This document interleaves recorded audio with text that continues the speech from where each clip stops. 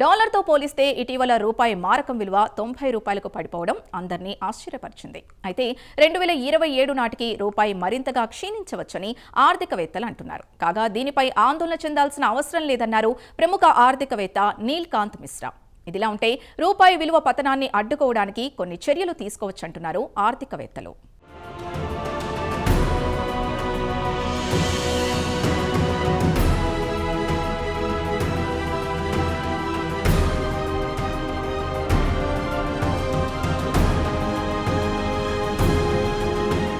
America currency డాలర్తో రూపాయి మారకం విలువ గతంలో ఎన్నడూ లేనంతగా 90 రూపాయలకు పడిపోయింది. రూపాయి ఇంతగా బలహీనపడ్డం అందరినీ ఆశ్చర్యపరిచింది. క్రిందటి ఏడాది 83 రూపాయల దగ్గర కొనసాగిన విలువ ఇటీవల 90 దగ్గర పడిపోవడం ఆర్థికవేత్తలను నిశ్చేష్టపరిచింది.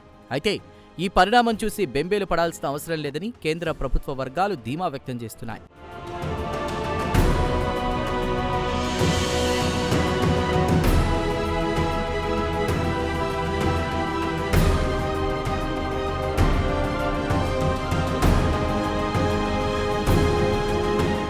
కాగా డాలర్తో రూపాయి మారకం విలువ మరింతగా క్షీణించవచ్చని ఆర్థికవేత్తలు అంటున్నారు.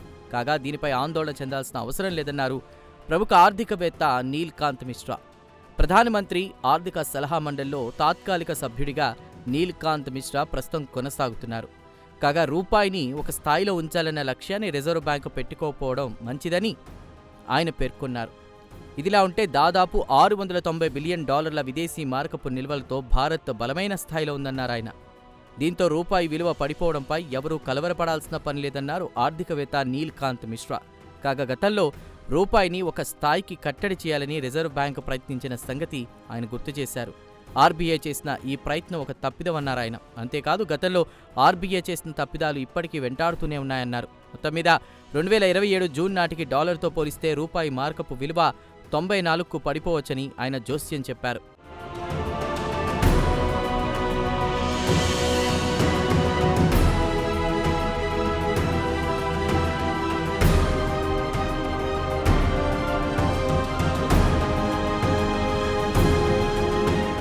ఇదిలా ఉంటే ఆసియాలో అనేక కరెన్సీలున్నాయి. అయితే వీటిలో భారత రూపాయి ఎక్కువగా ప్రభావితం అవుతూ ఉంటుంది. ఇందుకు ప్రధాన కారణం భారత్కు సంబంధించి ఇటీవల అమెరికా తీసుకున్న నిర్ణయాలే అని చెప్పక తప్పదు. భారత్పై 2 దశల్లో మొత్తం 50% సుంకాలు విధించింది అమెరికా ప్రభుత్వం. అంతేకాదు భారత్ను ఇరుకున పెట్టడానికి అమెరికాలోని డొనాల్డ్ ట్రంప్ ప్రభుత్వం తీసుకున్న అనేక వాణిజ్య నిర్ణయాలు కూడా కారణంగానే భావించాల్సి ఉంటుంది. వీటన్నిటితో పాటు విదేశీ మదుపరులు దాదాపు $17 బిలియన్ వరకు పెట్టుబడులను వెనక్కి తీసుకున్నారు. అంతేకాదు డాలర్ కొనుగోలు చేయడానికి మదుపరులు ఆసక్తి చూపారు. ఈ పరిణామాల నేపథ్యంలో అంతర్జాతీయ మార్కెట్లో డాలర్ మరింత బలపడగా రూపాయి మారకం విలువ భారీగా పడిపోయింది.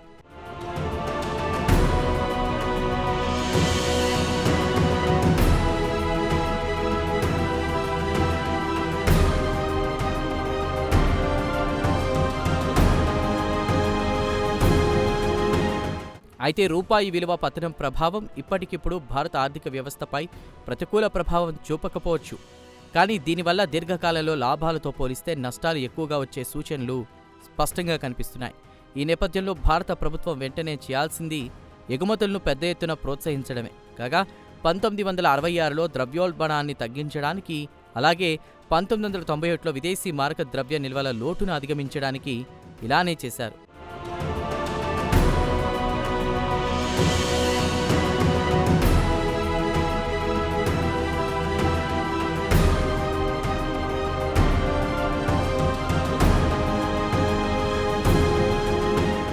ఆర్థిక పరిభాషలో చెప్పాలంటే అంతర్జాతీయ మార్కెట్లో రూపాయి విలువ తగ్గితే ఆ ప్రభావం ధరలపై పడుతుంది.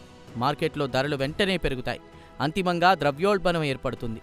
దీనివల్ల ప్రజల కొనుగోలు శక్తి పడిపోతుంది. అలాగే పెట్టుబడులు, ఉద్యోగ అవకాశాలు కూడా తగ్గిపోతాయి.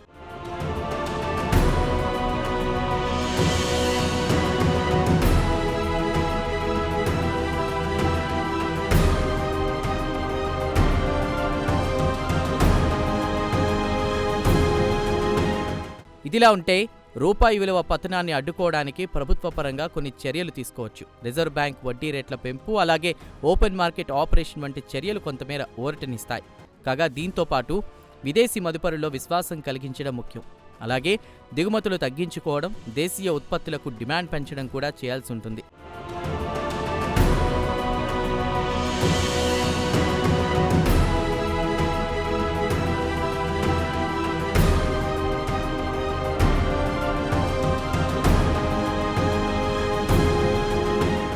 ఏమైనా రూపాయి విలువ పడిపోవడంపై కంగారు పడాల్సిన అవసరం లేదని ఆర్థికవేత్తలు ధైర్యం ఇస్తున్నారు.